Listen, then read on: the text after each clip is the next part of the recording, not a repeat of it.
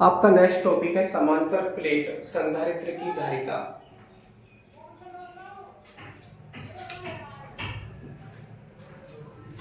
यहाँ पर एक शब्द लिखा है समांतर। समांतर का मतलब है कि ऐसा संधारित्र जिसकी दोनों प्लेटों के बीच में प्रत्येक स्थान पर बिल्कुल बराबर बराबर दूरी है, और दोनों प्लेटों के बीच में हमने बिल्कुल बराबर दूरी मानी है d है, तो प्रत्येक स्थान पर यह दूरी d होगी। क्यों होगी? क्योंकि यह समांतर प्लेट संधारित्र है। अब प्लेट हम x और y यहाँ पर प्रयोग कर रहे हैं। मानकर चलिए पहली प्लेट संधारित्र की x ये हो सकती है, दूसरी प्लेट y ये हो सकती है। तो x y प्लेट है और पहली प्लेट को हमने धनावेश दिया है, तो धनावेश इसके पूरे पृष्ठ पर वितरित हो जाएगा, यानी plus plus plus plus plus ये हो जाएगा। और प्रेरण के द्वारा बल रेखाएं वाई प्लेट पर चलेंगी। प्रेरण के द्वारा बल रेखाएं वाई प्लेट पर चलेंगी, जिसके कारण वाई प्लेट पर ऋणात्मक आवेश उत्पन्न हो जाएगा, यानी minus minus minus minus minus minus minus minus.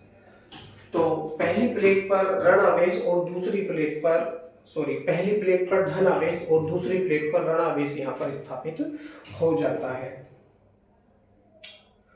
अब हमने क्या किया, जो दूसरी प्लेट है, दूसरी प्लेट को पृथ्वी से यानी अर्थ से कनेक्ट कर दिया, जिसके कारण पृथ्वी से आने वाले इलेक्ट्रॉन इस आवेश को पृथ्वी से आने वाले इलेक्ट्रॉन इस आवेश को निष्क्रिय कर देंगे। इसका सिद्धांत लिखेंगे। इसमें धातु की दो लंबी व समतल प्लेटें होती हैं, जो एक दूसरे के आमने सामने थोड़ी दूरी पर दो वैद्युतरोधी स्टैंडों में लगी होती हैं। वैद्युतरोधी स्टैंड हम इसलिए प्रयोग कर रहे हैं क्योंकि बाह्य वैद्युत क्षेत्र इसके संबंधित ना रहे, यानी बाह्य परिपथ से या बाह्य वैद्युत से या बाह्य विभव से, बाह्य वैद्युत क्षेत्र से इसका कोई संबंध ना रहे, नहीं तो हमारी कैलकुलेशन गलत होने की संभावना बनी रहेगी। तो वैद्युतरोधी स्टैंडों में लगी होती हैं। ये प्लेटें परस्पर ठीक समांतर रहती हैं तथा इनके बीच के स्थान में वायु अथवा कोई वैद्युतरोधी पदार्थ या परावैद्युत भरा रहता है। मानकर चलिए एक्स वाई धातु की दो समतल प्लेटें हैं, जिनमें प्रत्येक का क्षेत्रफल a मीटर स्क्वायर है तथा इनके बीच की दूरी d मीटर है।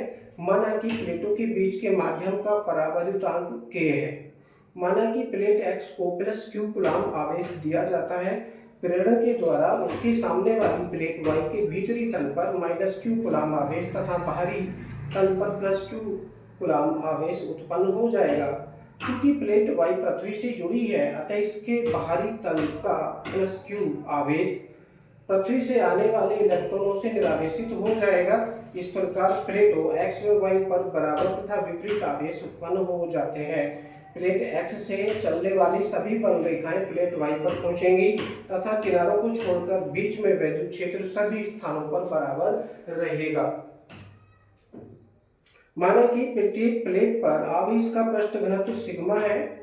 हम जानते हैं कि एक समान में विपरीत आवेशों की दो समतल समांतर चादरों के बीच किसी बिंदु पर वैद्युत क्षेत्र की तीव्रता सिग्मा अपॉन एप्सिलॉन 0 होती है, जहां एप्सिलॉन 0 निर्वात की वैद्युतशीलता है।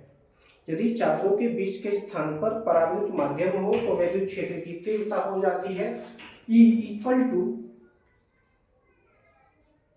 Q upon K epsilon 0। अतः ये परावैद्युत संधारित्र की धारिता का सूत्र है, Q upon K epsilon 0 sigma upon ये गलत हो गया, यहाँ पे थोड़ा mistake, equal to sigma upon epsilon 0 होता है, सिग्मा अपॉन एप्सिलॉन 0, क्योंकि परावैद्युत संधारित्र के लिए प्रयोग कर रहे हैं। और परावैद्युत संधारित्र का प्रयोग करने के कारण या परावैद्युत माध्यम यहाँ पर प्रयोग करने के कारण यहाँ पर क्या है, इसका परावैद्युतांक k है, तो धारिता घट जाती है, E0 अपॉन k हो जाती है। तो अपॉन का जो k है वो हम यहाँ पर प्रयोग करेंगे, हो जाएगा sigma upon epsilon 0 into k।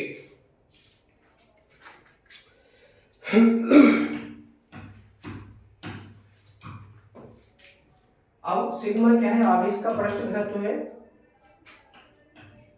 प्रयोग करेंगे यहाँ sigma equal to Q upon A, प्रयोग करेंगे तो ये वैल्यू हो जाएगी E equal to Q upon K A epsilon zero, यानी वैद्युत क्षेत्र की तीव्रता परावैद्युत संधारित्र के प्लेटों के बीच में वैद्युत क्षेत्र की तीव्रता equal to Q upon K A epsilon zero हो जाएगी। इसको समीकरण नंबर 1 बना लेंगे।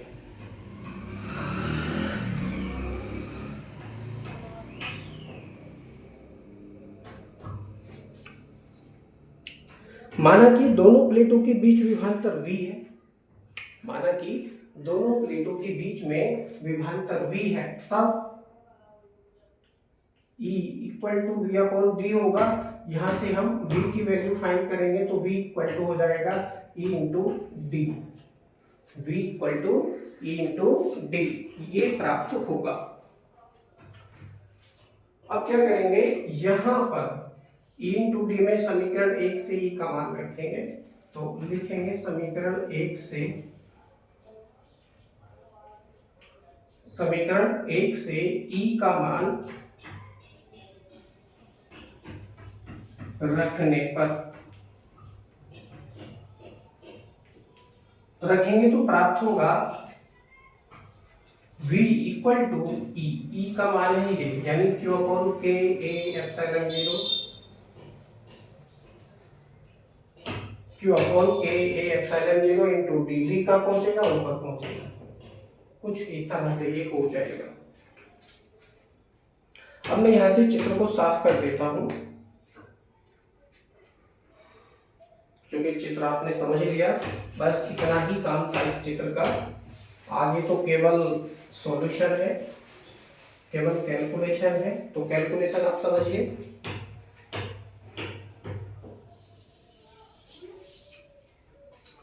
V का मान हमारे पास में आ चुका है।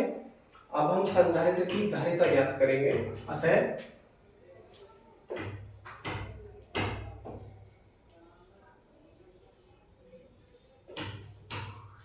संधारित्र की धारिता हो जाएगा C equal to Q upon V, ये फॉर्मूला होता है। इसको चाहो तो समीकरण नंबर 2 बना सकते हो, तो लिखेंगे समीकरण 2 से V का मान रखने पर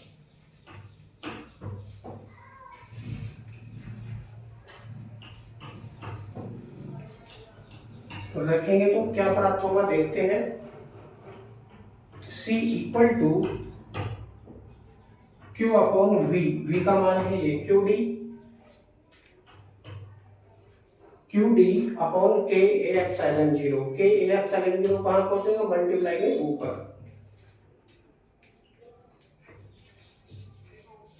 Q से Q कटेगा, जो बचा उसको लिखेंगे। यहां पर C इक्वल टू बचेगा के A epsilon zero upon D, कुछ इस तरह से ये वैल्यू हमको प्राप्त होगी। यानी जो परावैद्युत संधारित्र है उसकी धारिता हो जाएगी के A epsilon zero upon D. Farad में मात्रक है इसका, फैराड मात्रक बोल लीजिए।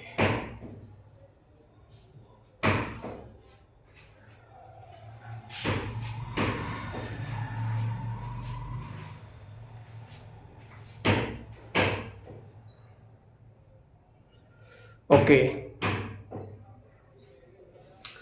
अब यदि संधारित्र की प्लेटों के बीच में कोई परावैद्युत माध्यम ना हो करके वायु हो,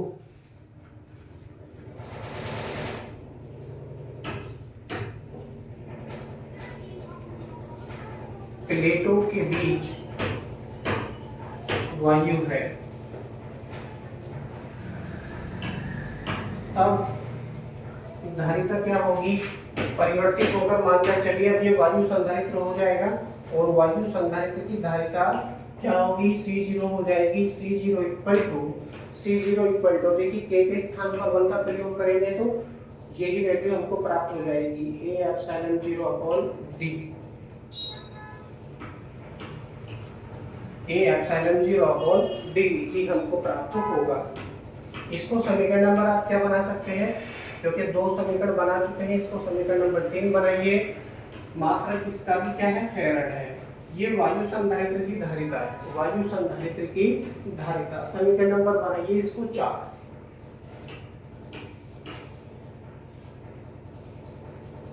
अब समीकरण 3 को 4 से भाग कर दीजिए या 4 को 3 से कर दीजिए, आपकी मर्जी है।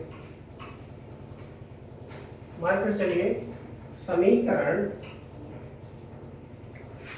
3 व 4 से, या समीकरण 3 व 4 की क्या कर रहे हैं, तुलना कर रहे हैं। चलो तुलना ही कर लो। Comparison of equation 3 and equation 4 करेंगे तो क्या प्राप्त होगा, C equal to C0 into K या K इंटू C0। यह लाइन हमको प्राप्त होती है, यह लाइन हमको प्राप्त होती है। अतः परावैद्युत संधारित्र की धारिता वायु संधारित्र की धारिता का K गुना होता है। दोबारा समझ लीजिए, परावैद्युत संधारित्र की धारिता वायु संधारित्र की धारिता का K गुना होता है। इसको इक्वेशन नंबर चाहो तो नेक्स्ट यानी 5 बना सकते हो, नो प्रॉब्लम। इक्वेशन नंबर 5 को आप इस तरह से भी लिख सकते हैं, इसीलिए K इक्वल टू हो जाएगा C/C0। अब यहां से आप परावैद्युतांक की परिभाषा भी दे सकते हैं, परावैद्युतांक की परिभाषा भी दे सकते हैं। कैसे दे सकते हैं, परावैद्युत संधारित्र की धारिता तथा वायु संधारित्र की धारिता का अनुपात परावैद्युतांक कहलाता है। बहुत सीधी सी परिभाषा है, परावैद्युत संधारित्र की धारिता तथा वायु संधारित्र की धारिता का अनुपात परावैद्युतांक कहलाता है। इसे कैसे प्रदर्शित करते हैं,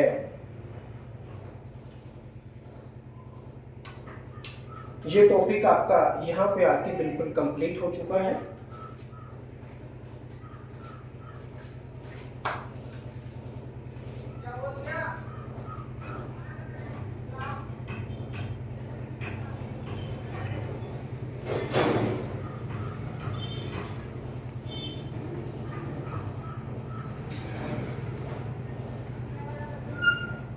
ओके, बाकी टॉपिक्स आपके नेक्स्ट वीडियो में कवर करेंगे। Thank you.